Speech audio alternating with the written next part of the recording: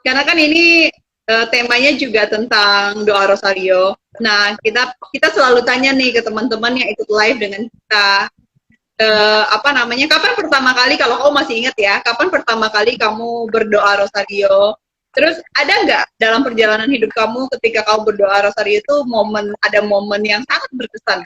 Mungkin boleh diceritakan juga ke teman-teman. Oke, baik. Pertama kali saya rosario, apanya?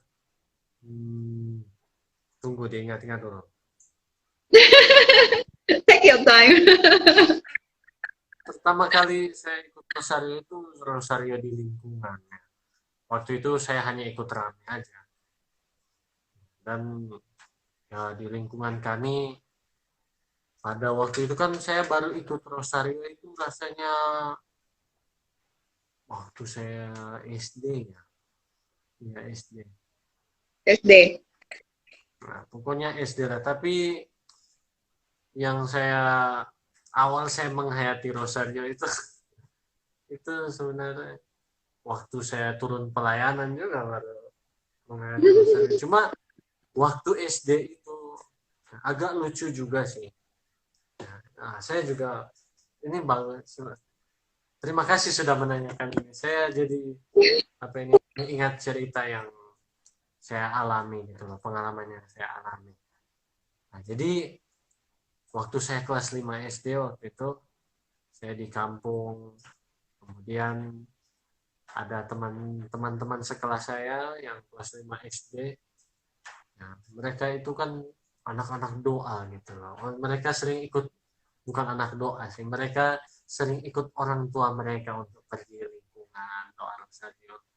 Nah, saya kan tinggal dengan oma saya, jadi oma saya sudah susah bergerak, jadi dia tidak bisa ikut rosario. Nah, SD itu saya pergi rosario ya, dengan teman saya aja. Nah, itu pun saya ikut karena waktu kelas 5 ini masih bucin-bucinnya. ada saya naksir sama teman sekelas saya gitu loh. Di kelas 5 SD. Waduh, lucu sih ceritanya. Nah, jadi saya hanya ikut rosario karena itu. Oke. Karena itu. Motivasi awal ya. Motivasi awal. Itu It's okay. Terus.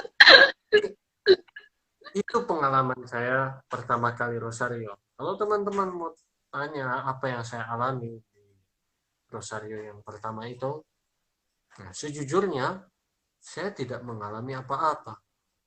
Sampai sekarang pun selama saya berdoa rosario, saya tidak pernah mengalami pengalaman rohani. Saya tidak pernah mengalami penghiburan-penghiburan rohani. Misalnya ketika saya salam Maria, lalu intensinya menyentuh hati saya, tidak. Ya, saya tidak pernah mengalami yang namanya tersentuh di dalam, bukan hanya rosario, tetapi dalam semua doa. Saya Itu merasa, kenapa?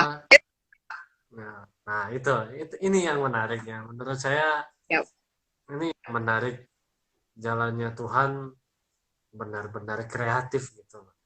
Bahkan saya sampai mengatakan Tuhan kau itu punya kreativitas ilahi. Nah, saya benar-benar tidak pernah mengalami yang namanya pengalaman-pengalaman rohani. Pernah, nah, tapi hanya sekali. Nah, itu pun ketika saya baru mau pelayanan. Nah, ketika saya baru mau pelayanan, hanya sekali saja saya mengalami pengalaman rohani. Ya, saya benar-benar merasa kalau wah ini ya pengalaman rohani gitu. Ya, dalam doa. Nah, mungkin teman-teman bertanya kenapa saya tidak mengalami pengalaman rohani di dalam doa-doa. Mengapa kamu tidak merasa damai ketika berdoa? Nah, teman-teman yang terkasih, ya, ini kalau kita membaca dalam ajaran gereja kita, ini namanya kekeringan. Gitu. Ya Tuhan hanya memberikan pengalaman rohani sekali saja di saya. Saya merasa iri dengan teman-teman yang mereka, kalian nyaman sih mau berdoa. kalian nyaman sekali mau melakukan doa yang sama setiap harinya gitu loh. Sementara saya sendiri mengalami pengalaman rohani itu hanya sekali saja. Nah, banyak orang bertanya, kenapa sih Juan masih tetap berfokus dalam hidup doa? Kenapa sih Juan masih tetap bergelut dengan doa, padahal dia sudah tidak mengalami pengalaman rohani sama sekali. Padahal kekeringannya sudah bukan berlebihan, tapi keterlaluan kekeringannya. Nah, kemudian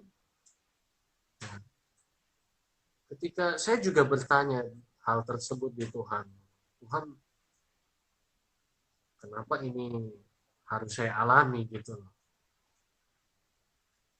Kenapa orang lain itu punya pengalaman rohani, mereka sharing di saya, mereka cerita di saya. Kami ya saling bertukar cerita lah, dan rata-rata curhat, sharing dari teman-teman. Saya pertama kali doa, saya merasa damai, saya merasa tenang. Saya di hati kecil saya, waduh enak ya kalian. Enak ya kalian.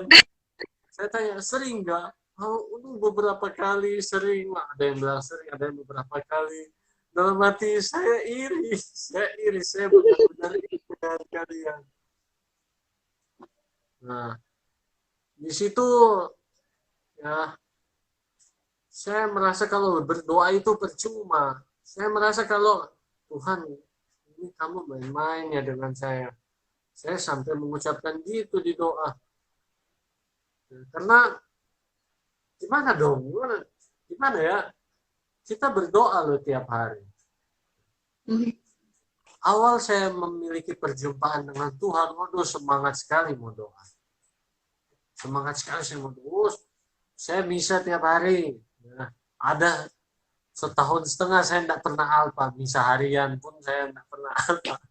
Karena apa ya, begitu berarti-arti, begitu menyenangkan gitu loh. Untuk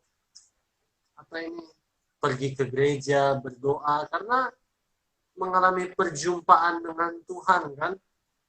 Jadi, wah saya senang sekali. Lama-kelamaan, wah kok mulai merasa kering ya. Kok mulai merasa hambar ya, tidak ada rasanya lagi. Saya tidak merasa damai lagi, tidak merasa bahagia lagi, tidak merasa tenang lagi ketika berdoa. Kemudian saya doa Yesus. Nah, di KTM itu ada doa Yesus. Saya doa Yesus. Nah, biasanya doa Yesus ya, kalau kami yang volunteer, kami yang melayani gini, kami ada jadwal doa Yesus gitu.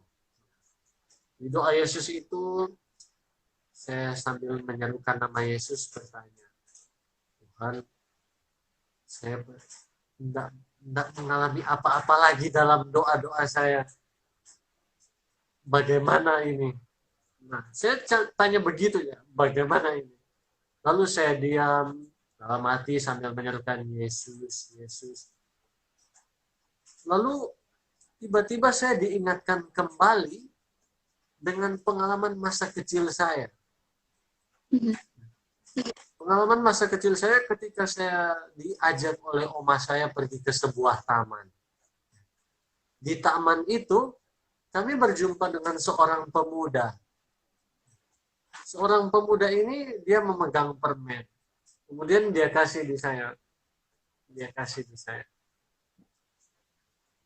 Besoknya datang lagi. Pokoknya setiap kali kami ke taman, pemuda itu selalu memberikan permen kepada saya waktu masih kecil. Dia selalu beri. Nah, kemudian pada satu kesempatan, pemuda ini berhenti memberikan permen. Yang saya cari bukan permennya lagi. Saya tanya di Oma, mana kakak yang biasa berikan saya permen? Nah, di dalam doa kan saya dibawa pada pengalaman itu ya, waktu dalam doa. Saya tanya di Tuhan, maksudnya apa ini? Maksudnya apa ada pengalaman itu? Maksudnya apa saya teringat lagi? Lalu saya coba Saya coba renungkan pengalaman itu. Saya tiba-tiba tersenyum dan menangis. Ternyata ya, hidup doa itu ada pada relasi kita dengan Tuhan. Relasi saya dengan Tuhan. Bukan pada saya berdoa kemudian saya mengalami pengalaman rohani, mengalami permen-permen rohani. Nah, sebenarnya ya melalui refleksi itu, ya, saya ketika doa itu nangis. Pokoknya ternyata Tuhan itu mau buat saya tidak cari permennya. Tuhan itu mau buat Ya, saya cari dia. Nah, ya, sama kayak pemuda itu. Pemuda itu betul. dia berikan permen terus-terus. Suatu hari dia sengaja tidak berikan. Yang saya cari bukan permen lagi, tetapi saya cari pemuda itu. Wah, Nah, itu yang buat saya menangis. Saya sadar, Tuhan, selama ini saya terlalu banyak mencari permenmu, bukan cari engkau. Nah, dan saya merasa bersyukur, ya, sekalipun sampai sekarang hidup doa saya kering, saya tidak merasakan apa-apa lagi. Ya, saya sempat curhat di Romo, dan Romo bilang, nah itulah yang namanya kedekatan dengan Tuhan ketika kamu tidak merasakan apa-apa lagi dalam doamu. Doa-doamu terasa seperti sayur rendah yang tidak dikasih garam. Dengan gitu. Itulah tanda kedekatanmu dengan Tuhan. Nah, Rosario. Rosario. Tiap hari kan kami sudah volunteer KTM yang turun untuk melayani, kan itu kami sudah diberikan jadwal. Jadi bangun pagi kami harus doa, ibadat pagi, brevir, doa Yesus, ikut misa, lalu siangnya rosario, sorenya ibadat sore. Nah, pandemi corona ini yang didoakan untuk supaya pandemi ini cepat berlalu, tapi tidak terkabul. Merasa Tuhan, tantanganmu Tuhan. Apalagi sudah dari situ, lalu tantangan yang lain juga ada, yaitu apa? Kemalasan untuk berdoa. ya. Lalu apa ya? Niat untuk tidur banyak-banyak. Kan mau doa pagi kan itu mau bangun pagi. Aduh, saya kalau menurut saya ya, mau bangun pagi itu di tempat tidur gaya gravitasinya lebih kuat kayaknya. Kalau pagi mau bangun. Jadi itulah tantangan-tantangan ketika mau berdoa, sehingga saya mulai merasa bosan dengan kehidupan doa. Apalagi rosario. Mau doa rosario kan jadwal doa rosario kami kan jam 12 sesudah Angelus. Jam rawan. Mau doa rosario biasanya gini-gini. Kami biasanya sebelum makan siang kan, kami makan siang itu 12:30. Nah, 12:30 mau makan siang. Kami sudah Angelus dan Rosario jam 12. Kami duduk di meja makan. Rosario kami. Lain kali sudah gilirannya saya, teman-teman saya, semua sudah pada tidur. Ada sudah gilirannya dia, tapi dia tidur gitu loh. Itu yang di dalam tim loh. Apalagi saya sendiri sekarang, teman-teman saya pada pulang. Saya ngapain doa rosario, mending saya doa juga. Saya doa sebentar malam saya. Habis itu malamnya, nanti besok saja. Ya begitu-begitu terus sampai keesokan harinya. Banyak, Yap. begitu banyak tantangan. Apalagi kan dasarnya ini. Saya sudah tidak mengalami pengalaman rohani lagi. Nah, itu dasarnya. Saya sudah tidak mau berdoa lagi. Tapi karena kesadaran, ya, karena kesadaran berdoa itu bukan soal kita cari pengalaman rohani. Berdoa itu bukan soal kita dapat penghiburan rohani, tidak. Tetapi berdoa itu soal dekatnya kita dengan Tuhan, untuk membangun kedekatan kita dengan Tuhan. Soal kita merasa damai, merasa bahagia, merasa tenang di dalam doa itu hanya soal pengalaman rohani, itu penghiburan rohani. Tapi ketika kita mengambil waktu untuk berdoa, nah sebenarnya relasi kita semakin diperdalam dengan Tuhan. relasi kita itu semakin intim dengan Tuhan. Jadi teman-teman, ya, Angel, teman-teman semua, ya, dan untuk saya juga, berdoa itu bukan soal apa yang kita dapatkan di doa. Berdoa itu adalah soal kita dekat dengan Tuhan. Jadi ketika Anda berdoa, ketika teman-teman berdoa dan hanya apalagi meminta, lalu mau berdoa hanya karena aduh saya galau nih, saya lagi begini nih, ya, sebenarnya itu ada doa yang salah. Itu bukan, sorry, bukan metode doa yang salah, tetapi ya kurang benar. Ada memang yang galau ketika dia mencari Tuhan, galau kemudian dia mencari Tuhan, it's okay, itu tidak salah gitu loh. Mencari penghiburan kan? Kemudian nah, itu ya oke lah, itu untuk mencari penghiburan gitu loh. Kemudian kalau kita mau doa hanya karena kita galau, hanya karena kita ada masalah, teman-teman, saya harus katakan kalau itu ya, kita hanya perlu di Tuhan ketika ada maunya. Kalau kita tidak galau, nah kita mau pergi ke dia. Kalau kita tidak mengalami beban hidup, maka kita mau berdoa. Jadi doa itu bukan soal ketika kita ada masalah dan kita cari Tuhan. Doa itu adalah komunikasi.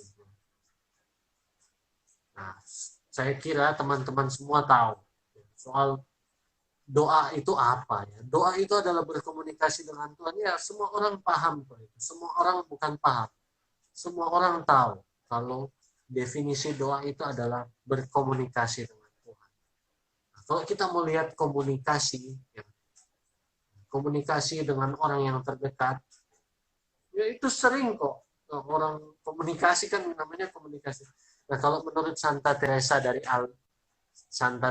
Avila, dia mengatakan kalau doa adalah jalinan persahabatan antara kita dengan Allah yang adalah sahabat kita.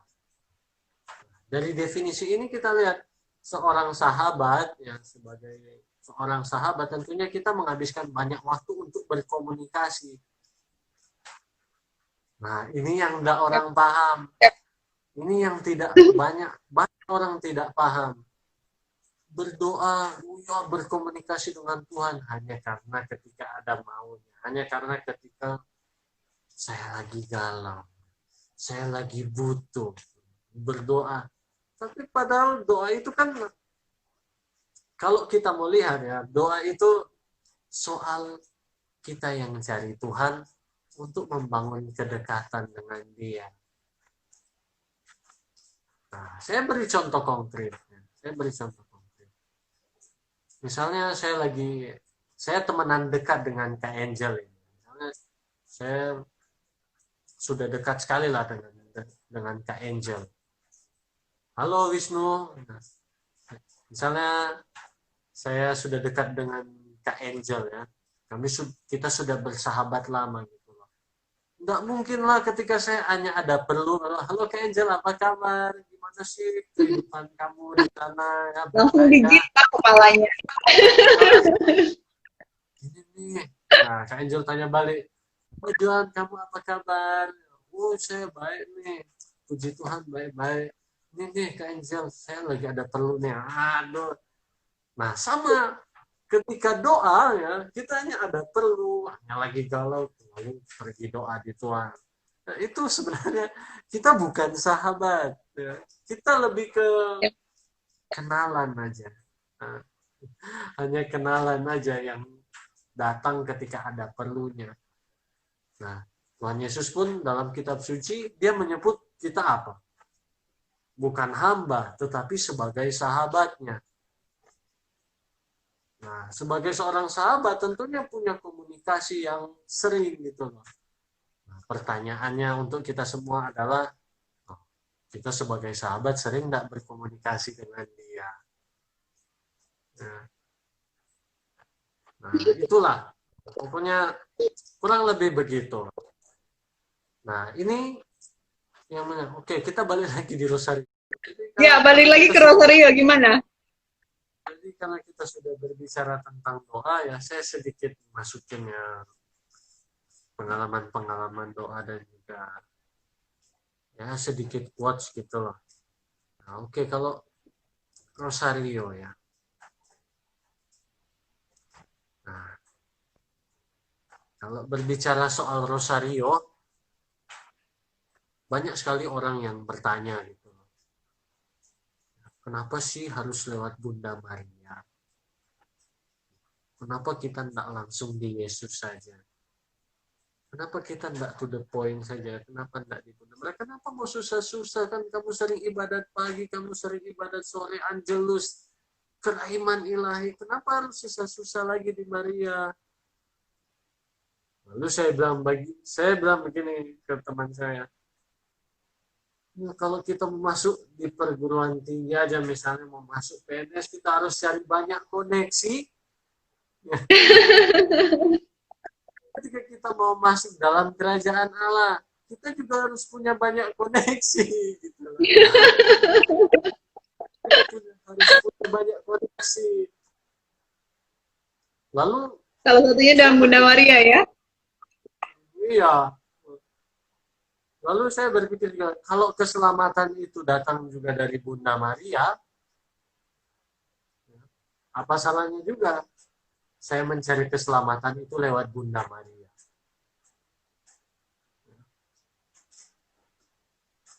Dan juga saya merasa dalam hidup pelayanan, saya merasa peran Maria itu sangat penting. Sebagai orang Katolik, saya merasa kalau peranan Bunda Maria itu sangat-sangatlah penting. Apalagi di dalam pelayanan. Ya, kita doa Rosario tadi. Salam mempelai Allah Roh Kudus. Mempelai Allah Roh Kudus. Mempelai loh ini. Mempelai berarti ketika kita dekat dengan Bunda Maria, ya tentunya kita juga dekat dengan Roh Kudus. Nah, dan itu sangat memudahkan untuk kita-kita yang turun di dalam dunia pelayanan. Kita tidak bisa mengesampingkan Maria kalau kita mau dekat dengan Roh Kudus. Tidak bisa. Nah, makanya saya merasa kalau hubungan yang dekat dengan Bunda Maria juga membantu saya di dalam pelayanan. Membantu saya bersama dengan teman-teman tim saya. Rasa bosan untuk Rosario itu, ya teman-teman mau tanya, ada nggak rasa bosan berdoa Rosario? Oh, tiap hari. Oh, Rosario itu selalu bosan. Saya selalu bosan untuk doa Rosario. Tapi sekali lagi prinsip berdoa itu bukan soal pengalaman rohani, bukan soal penghiburan, tapi soal dekat, ya, soal relasi antara kita dengan Tuhan. Dalam konteks Rosario, kita berdoa sama-sama dengan Bunda Maria. Kita juga ya tentunya membangun kedekatan juga dengan Bunda Maria di situ.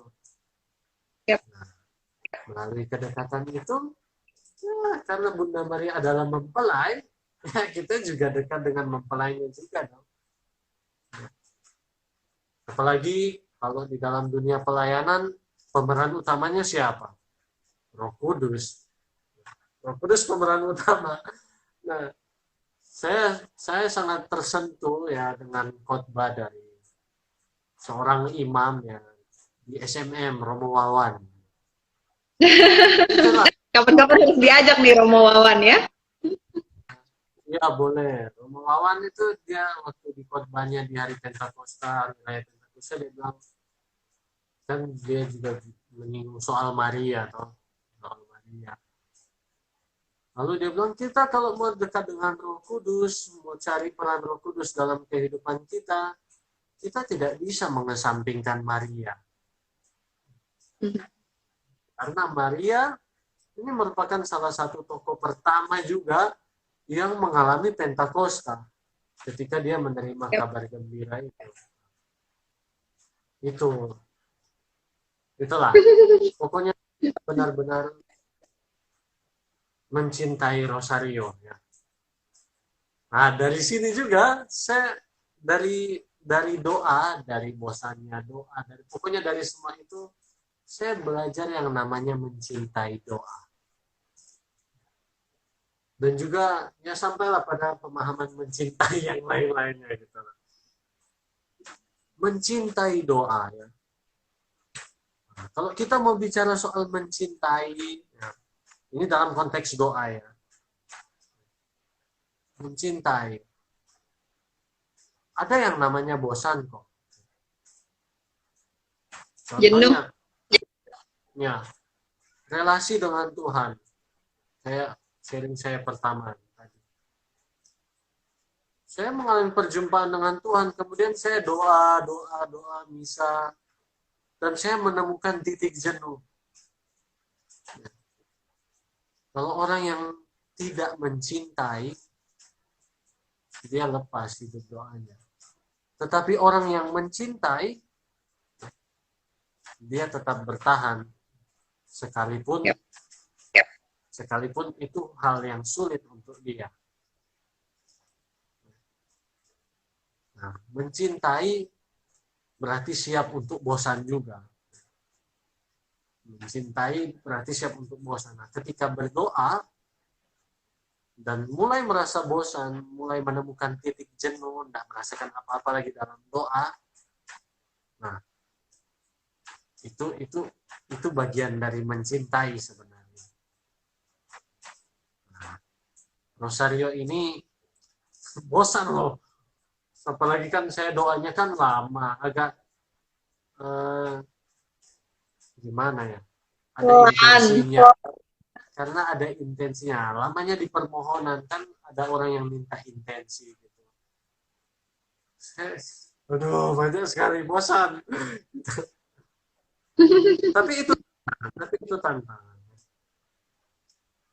Kalau orang yang mencintai, kalau orang yang benar-benar paham arti mencintai itu, apalagi kalau dia sudah mencintai doa, bosan itu bukan menjadi penghalang untuk dia berdoa. Nah, maka ini selalu menjadi semangat bagi saya. Selalu menjadi penguatan bagi saya ketika saya mulai merasa bosan. Saya selalu dikuatkan oleh prinsip saya harus mencintai doa gitu loh. Mencintai disertai dengan pemahaman doa itu bukan cari pengalaman, sekali lagi balik lagi ke situ. Tapi menjalin relasi gitu dengan Tuhan. Nah, gitu itu pengalaman saya sih. Yang saya alami selama bergelut dalam kehidupan doa. Dan bahkan ketika saya bergelut di dalam kehidupan rohani, dalam kehidupan doa, saya pernah dibawa pada tidak percaya akan kehadiran Tuhan.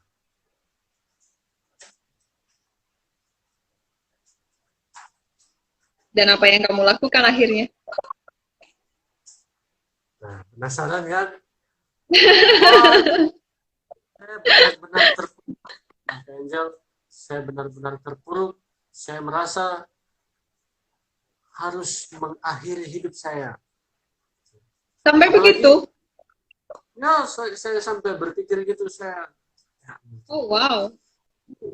Dan itu saya alami ketika saya pelayanan loh. Itu ketika saya pelayanan. Nah, saya merasa kalau Tuhan itu meninggalkan saya karena doa saya sudah kering loh. Doa saya sudah kering. Kemudian saya kenapa gitu loh Tuhan. Saya sudah sampai pada karena saking keringnya saya sudah benar-benar meragukan kehadiran. Kemudian momen apa yang berubah? Dan tahu enggak, itu saya alami kapan? Beberapa hari yang lalu. Oh wow. beberapa. Cara, cara kamu itunya gimana, Iwan? Ah, Apa ya? Cara kamu apa sih mencoba kayak berdamai dengan itu gimana? terbebas dari situasi itu ya. Ya, itu, setidaknya kamu itu, berusaha dan caranya seperti apa? ah, oke. Itu hal yang sangat sulit. Ya. Hmm.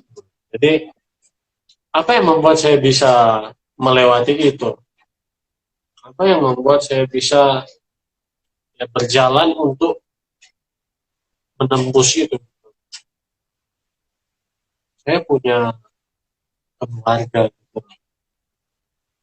yang tidak pernah berhenti mendoakan saya.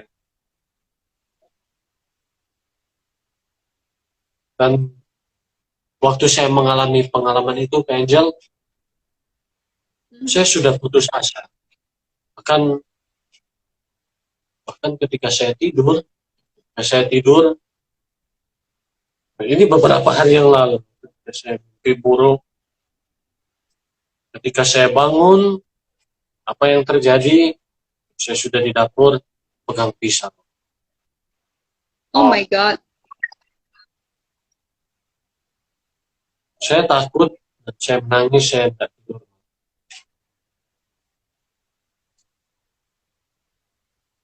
Sudah beberapa kali terjadi. Mhm. Beberapa hari lalu loh. Awalnya sih terjadi mimpi buruk, kemudian saya ya, coba untuk tidur lagi, ya bisa tidur. Saya coba, dan saya tidur lagi, besoknya saya tidur lagi, mimpi buruk lagi. Waduh, saya coba melakukan, coba tidur lagi, oh nggak bisa tidur. Saya download aplikasi yang suara alam itu, bisa tidur lagi. Tidur lagi. Nah, yang terakhir, itu benar-benar ingin membuat saya ingin pulang segera, tinggal sendiri.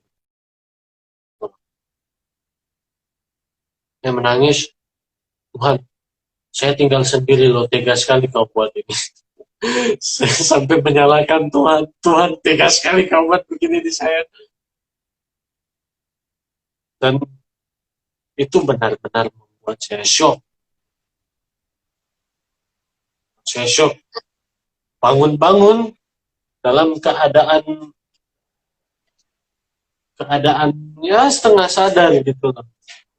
Saya sudah saya sudah pegang pisau.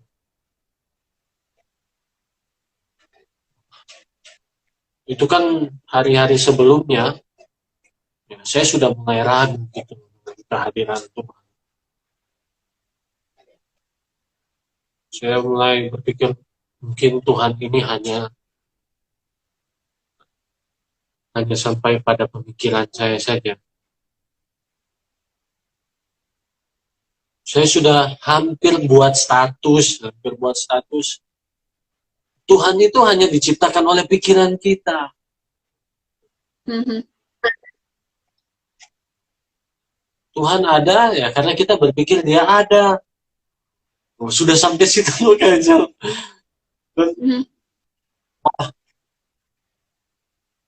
Beda sekali rasanya. Saya benar-benar merasa peran neraka. Saya benar-benar merasakan yang namanya peran neraka. Saya merasa kalau di rumah ini saya datang, pokoknya perasaan itu nggak enak gitu. Karena ya Tuhan sudah meninggalkan saya, kalaupun itu kalau dia ada, ya dia juga sudah meninggalkan saya.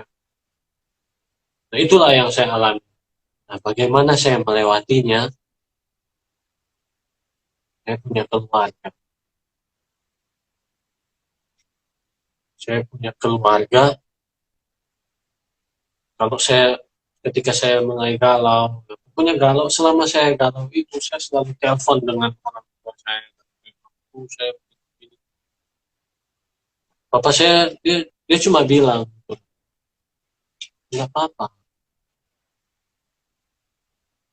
Untuk kamu yang hidup di sana, berjuang di dalam kehidupan menjalanimu masih selalu banyak tantangan kok. Dan ingat, sekeras apapun tantanganmu, bagaimanapun kamu di sana, kamu masih punya orang yang mendoakan. Saya mulai merasa dikuatkan. Padahal saya sudah bilang, Pak, saya tidak percaya kalau Tuhan itu ada. Tuhan itu, wah, sudah bingung. Saya tidak tahu mau ngomong apa lagi gitu. Papa saya. Dan papa saya bilang, apa-apa. Memang itu yang harus dialami. Lalu papa saya ingatkan lagi ya. Saya memang sudah pernah tahu gitu. Saya pernah baca juga tentang Mother Teresa gitu. Mother Teresa kan ya, dia ketika mau turun pelayanan itu waktu dia mau cuti sebagai suster dan mau melayani orang sakit kan, dia bertemu dengan orang miskin, kemudian orang miskin itu bilang, aku haus.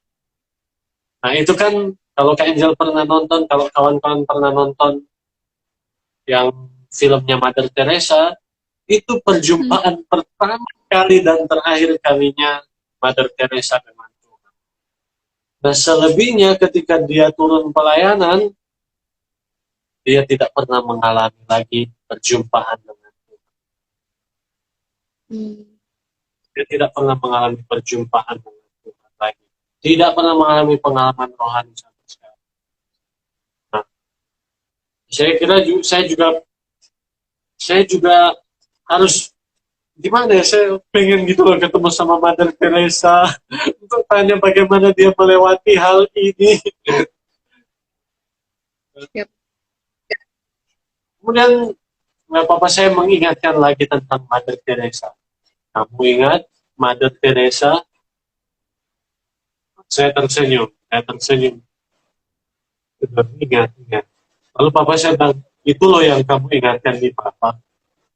Kamu papa lagi kalah.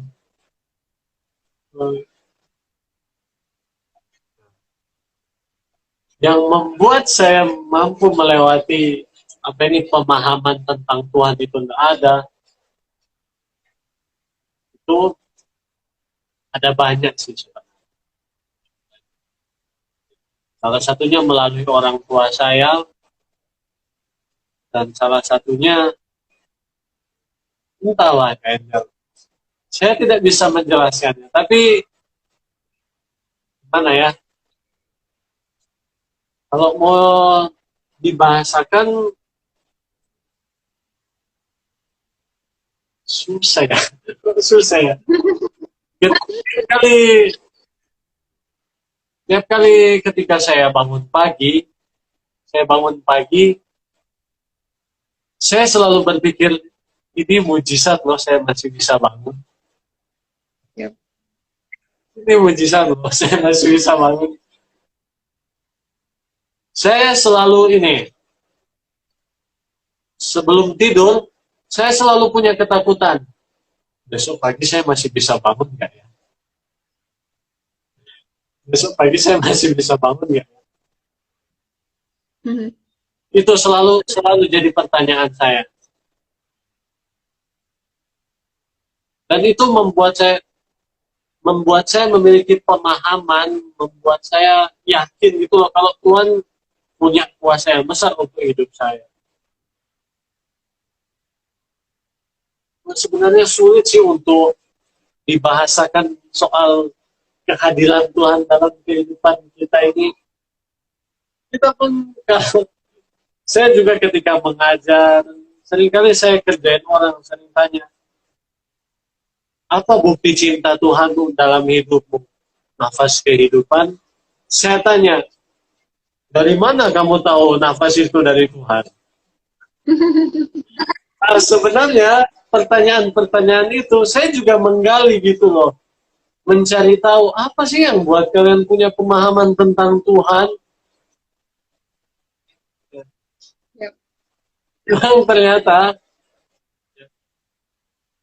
Tuhan itu bisa kita pahami ya. Tetapi ada saat-saat di mana kita kita nggak bisa membahasakan kehadiran Tuhan itu. Hanya bisa kita sendiri yang memahaminya dengan perjumpaan kita dengan Tuhan. Itu dia. Itu yang membuat saya kuat dan puji Tuhan saya bisa melewati masa-masa sulit ini. Bahkan Angel, masa-masa sulit ini sempat memberikan dorongan untuk saya untuk mengakhiri hidup. Tapi saya bersyukur, saya bersyukur karena Tuhan masih jaga gitu. Itu sih. Terima kasih Kak Angel sudah bertanya. Terima kasih. Saya senang. Dan berharap banget dengan komunitas yang seperti ini, yang online, ketika kita nggak bisa menjangkau orang secara langsung gitu ya, kita dapat menjangkau orang secara virtual gitu. Nah, berharap komunitas-komunitas seperti ini juga dapat menemani kita yang mungkin kadang ngerasa kayak sendirian, nggak ada teman. Gitu. Dan thank you banget loh Juan, hari ini kamu mau sharing pengalaman spiritualitas kamu lah untuk teman-teman ini. Dan nanti ini juga kita akan save dan kita upload di YouTube. Jadi semoga semakin banyak orang yang dapat belajar dari pengalaman kamu. Oke, Juan, thank you sekali lagi. Nanti kapan-kapan kita ngobrol-ngobrol lagi, live lagi. Kenapa? Makasih banyak ya, Kak Angel. Oh ya, saya juga punya pesan untuk teman-teman ya.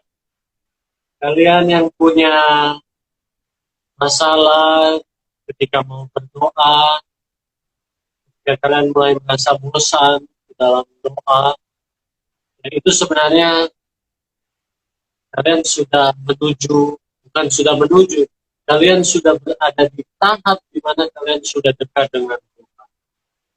Jika kalian tidak mengalami apa-apa lagi di dalam doa, jika kalian merasa kering di dalam doa, apapun doa itu sudah menjadi tanda kalau kalian sudah punya kedekatan dengan Tuhan. Tetaplah berdoa, jangan tinggalkan doa itu ketika kalian merasa bosan. Akan ada buahnya kok. Tapi ingat, bukan buah yang dicari. Yang menjadi fokus utamanya adalah kedekatan teman-teman dengan Tuhan. Terima kasih semuanya. Thank you sekali lagi, Juan. Thank you juga semua teman-teman yang setia dari tadi juga sampai sekarang. Selamat malam semuanya. Tuhan Yesus memberkati. Bye-bye.